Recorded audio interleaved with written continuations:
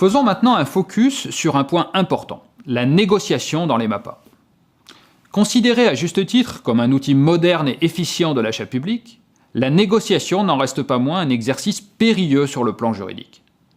En effet, si les acheteurs bénéficient en la matière d'une liberté importante, quant aux modalités de mise en œuvre du dispositif notamment, le juge administratif est venu rappeler à plusieurs reprises que même dans ces circonstances, le principe d'égalité de traitement des candidats devait continuer à s'appliquer.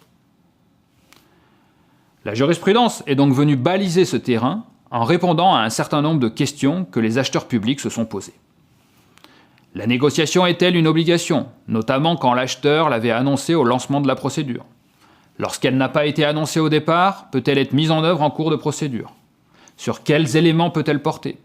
Jusqu'où peut-on aller sans remettre en cause les offres initiales, etc.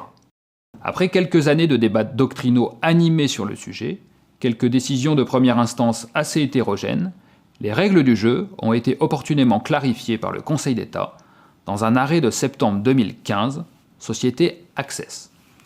La synthèse de ces règles figure dans le tableau de la diapo suivante.